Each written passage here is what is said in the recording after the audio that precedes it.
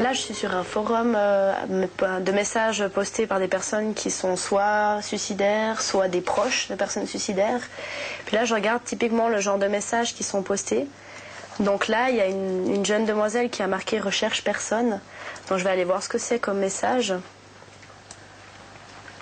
Et puis là, je vois « Recherche une personne pour TS ». Donc c'est le genre de personne à qui j'entre en communication, j'essaye de discuter pour comprendre ce qui se passe et pour pouvoir un peu l'aider. Tu peux expliquer ce que c'est que TS? C'est une tentative de suicide. Et puis là, apparemment, cette personne cherche des personnes pour pouvoir faire une tentative en commun, donc un pacte suicidaire. Avant, les gens en général ne le faisaient pas tellement en commun, ils le faisaient plutôt vers 18-19 ans, et puis maintenant, à 12 ans déjà, les jeunes parlent de pacte suicidaire.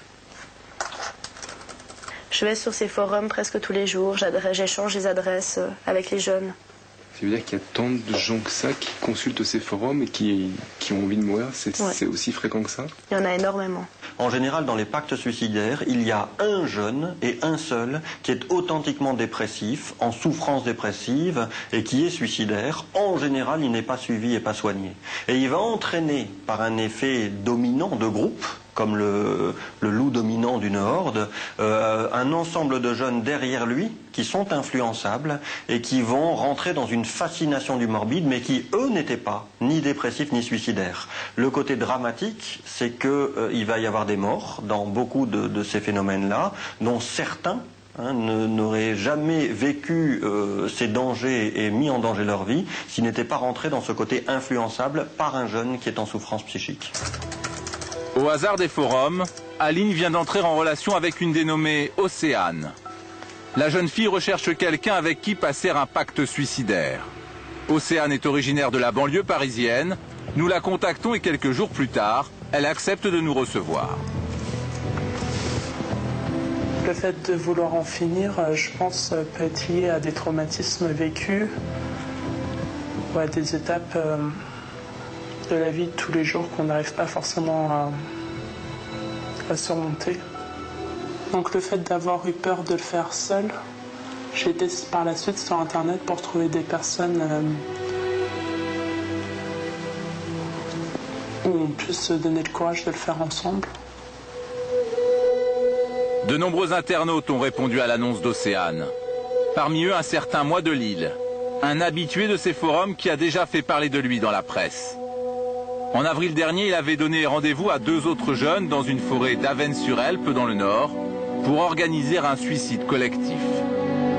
Alors qu'ils tentent de s'asphyxier en inhalant des gaz d'échappement, ils sont sauvés de justesse grâce à l'intervention d'un bûcheron. Depuis Moi de Lille sévit toujours sur les forums internet dédiés au pacte suicidaire.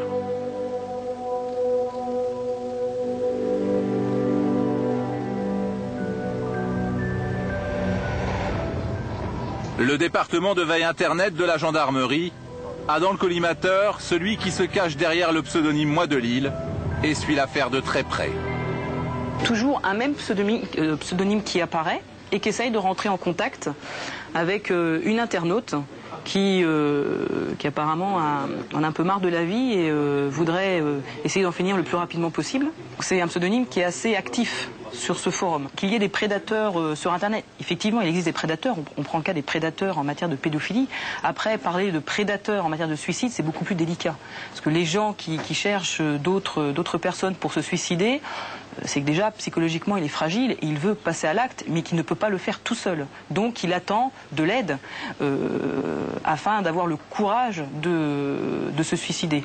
À partir du moment où il va chercher des gens pour dire viens mourir avec moi, viens mourir avec moi, c'est une incitation au suicide et c'est une infraction réprimée par le droit français. En Grande-Bretagne, une série de suicides d'adolescents inquiète les autorités. Ils pourraient avoir été entraînés par un pacte qui circule sur Internet. Bridgend, au sud du Pays de Galles. Depuis quelques mois, la région est surnommée le comté des suicidés. En 1 an et demi, 23 jeunes se sont donné la mort. Personne ne comprend les raisons d'une telle hécatombe, mais pour les habitants, une chose est sûre, il ne s'agit pas d'une coïncidence. L'un des suicidés de cette sinistre liste s'appelle David. Il s'est pendu en février 2007, 3 semaines après le suicide de son meilleur ami. Je ne vois qu'une seule explication à son geste. En fait, Dale, le premier suicidé, était comme son frère. Ils étaient vraiment très proches. Ils avaient l'habitude de sortir ensemble le soir. Ils étaient inséparables. Dale, David et Thomas, la troisième victime. Nous avions vu David le vendredi. Il était venu faire des courses avec moi. Et puis le dimanche matin, il s'est pendu. Pourtant, quand nous faisions les magasins, tout allait bien. Il rigolait. Alors bon...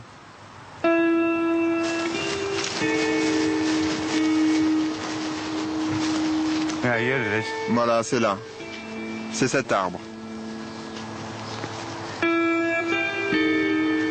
Ouais, c'est celui-là. J'ai posé une pierre pour reconnaître l'endroit.